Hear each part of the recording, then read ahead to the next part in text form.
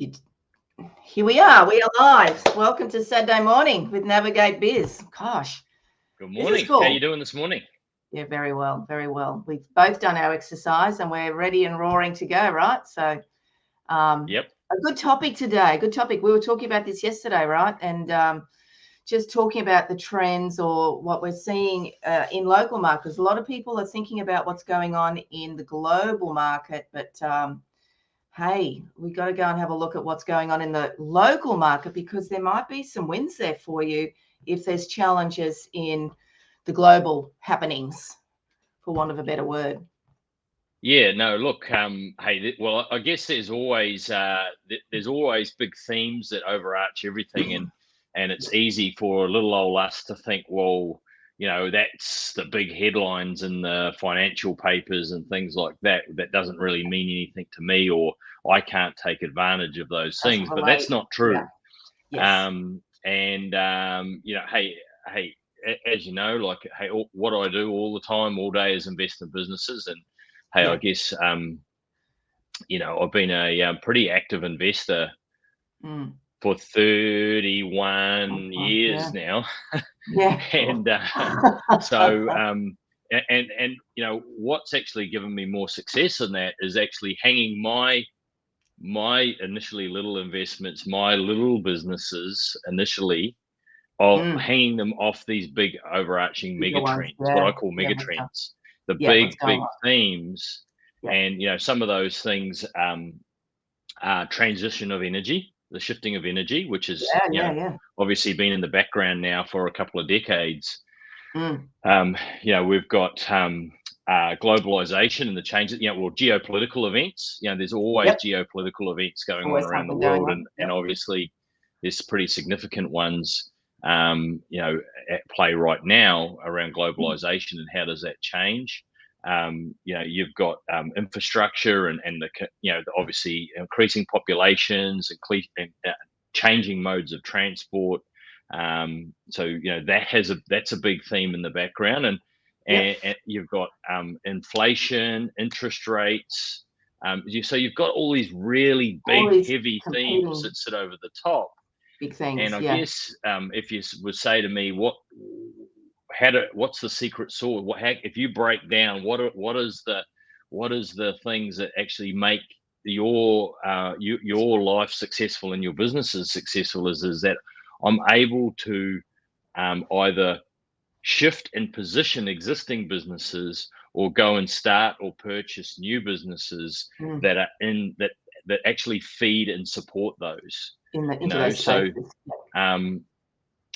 doesn't necessarily mean that, and for example, in the energy space, it doesn't mean that I need to have that, something that's creating the energy, but can I have a business that feeds into that? And because what we're talking about is the flow of money. Where is the flow of money coming from, and how do you get that flow? Tap into it. Flowing into your business and ultimately into your life. Yeah. So we can all do this. We can. Now, I know we were having a fabulous conversation with our Biz Boot Campers yesterday, because we're going live. It was great. It was a wonderful conversation, and we actually tipped into this just slightly yesterday. So, one of our participants was saying that in his industry, construction, and we've seen it everywhere, that the supply of goods and materials coming from overseas has become harder, in that it might take longer. You look at the new car market, you got to wait a very long time for a new car to turn up nowadays. And he was sharing that he was able to source what he needed for his business to supply his customers and complete his projects with his customers way ahead of everybody else, because he found a good alternative here locally. Local supply. Absolutely. Yeah, absolutely.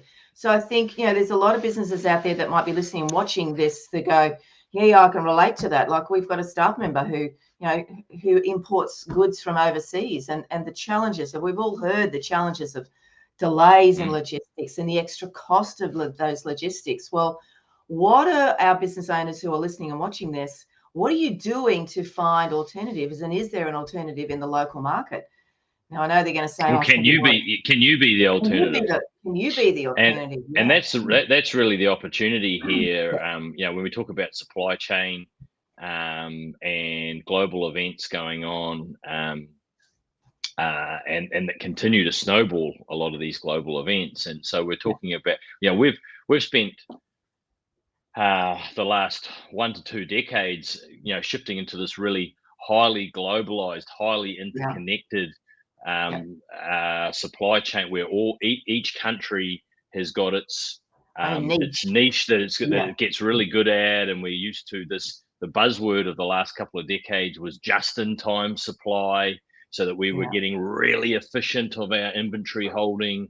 How anyone that's had business with stock understands what I'm talking about here, where you've got, you have become completely reliant on the fact that the supply chain is so reliable, so regular, that the factory is going to punch that product out, that it's going to get to the port on time, that it's going to be loaded into the ship that's as regular as clockwork, it's going to jump into a courier at this end, and it's going to get into your store, and you've been able to just absolutely minimize down to the nth degree how much stock you hold to increase the cash flow and the return on investment in your business. Now, and I over the last 20 years have been right at the front of the queue of being able to do that, and actually making that money spin as quick as possible. Now, what we've got now is we've got a factory that's probably got half its workers and a couple of production lines off because of COVID. Exactly. Yeah. We've got we're not ports, just talking China. It's everywhere, right? It is everywhere. It's global. And then they're getting the product to the port, and the port's chock-a-block and can't actually, so you've got the delay getting the product on there. We've got ships. We've got ships that are blooming clogged up out to sea that can't get it. So that, we've got these months and months, and then, you may get to the other end here, and it jumps on a courier to get delivered to your place. However, it can't because the courier driver and whatever else has been exposed to COVID, and he's at home for the next 7 days. So you've got a delay there.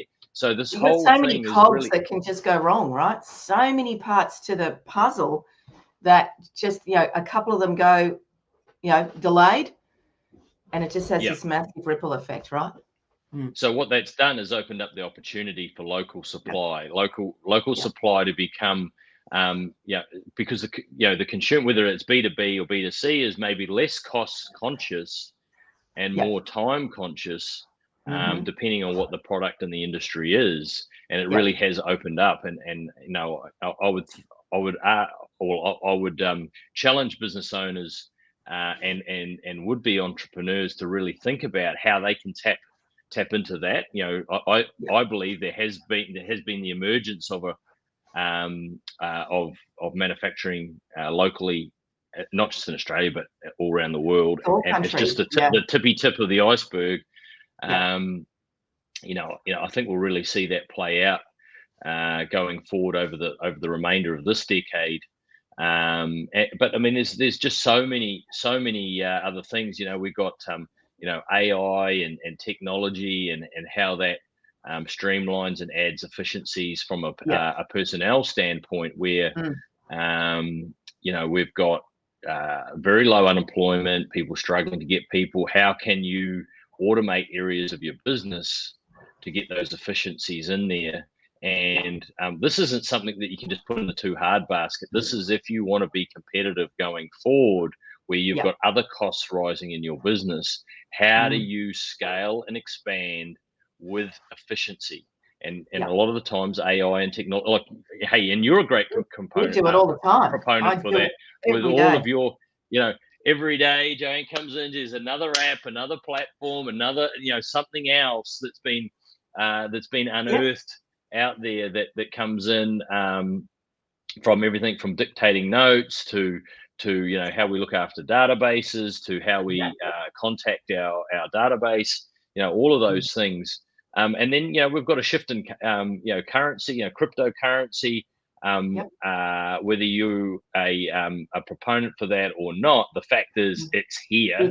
And that opens up a bunch of other industries all around that, like there's whole finance industries getting shaped around cryptocurrency, particularly Bitcoin and blockchain technology, that open up areas where, if you were in finance, if you were, if you're whether you're a broker, whether you're a financial advisor, how does this Impacts change how you look at the information that you're providing to your clients, to your marketplace? Are you being the expert? Are you being the leader in these things that are emerging themes behind? Because these mega trends affect everybody. So don't sit there and think that it's not about you or your business, and it's nothing like, this is how you jump on and be the leader in your game. Yeah, and you touched on a couple of good points there. And I do go and find other platforms and things that can help us, but it's always from the perspective of how can we be more efficient? How can I be more efficient? How can we be more efficient? But also, how can we provide a better service to our customer? So it's not about getting distracted by the new shiny toy. I just subscribe to a couple of good platforms that I know tell me about these things, and if it looks valid, well, I'll go and explore it. So that's your obligation as a business owner. You've got to be constantly looking, how can I be more efficient? How can I provide a better experience to my customer? And so that's your role. And the next piece to the next level is, you're an expert in your field, or whatever business you're in, selling pens, coffee, finance, whatever it is, education to business owners. Our obligation is to improve our expertise. And that's therefore watching what's going on out there in the local and the global market. That's your obligation. Your customers are there because they see you as an expert. So you need to continue to provide value. Hey, we saw this, like a financial planner. Here's a great opportunity. There's a new cryptocurrency, new trend that's coming. Have you thought about this? And it's like a stockbroker. Look, this business is doing well. That business isn't doing well. They're providing advice all the time, whether it's accredited advice or whether it's just saying, hey, brand new coffee made locally at Moolumbar instead of buying it from Brazil.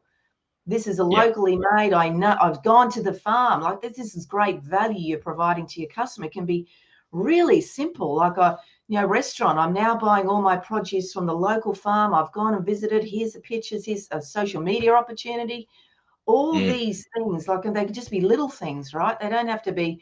Don't feel the people who are listening. Don't the feel energy theme, like how many cafe, like we're all about green, sustainable, and all the rest of that. How many of these new age trendy cafe, vegan cafe, all of that? Have you ever been into one that is highlighting that they're run on solar energy with a battery? Yeah. I've not been to a cafe. But I can guarantee you a lot of the people that are in there are proponents of, and that's one example. That's one example of how as little old me, little old cafe owner, can jump on a mega trend. Exactly. And so don't think that you're too far removed. These if you can jump on those, you can accelerate your business. You can get ahead of the curve. You can be the expert in there, and that's what you need to do. If you want to be successful, if you want to have the businesses, the businesses right at the top, the top of the revenue chain, the top of the profitability chain, like the businesses that I build each and every day. If you want to be in that, you got to jump in these big trends. Yeah. So the next piece, I'm thinking some people are going some thoughts through their head. Oh man, that means potentially it's going to cost me more to acquire that raw material or that supply to be the best cafe and to get the best coffee beans. Well, hey, guess what? And we've got a tutorial. We've got so much material around. Do not make the price the most sensitive piece of your sales transaction. If you can show people that you're providing great quality, and the awesome thing is, if it's sourced locally, you can do the quality check. You're not reliant on seeing it through a screen at a factory in another country.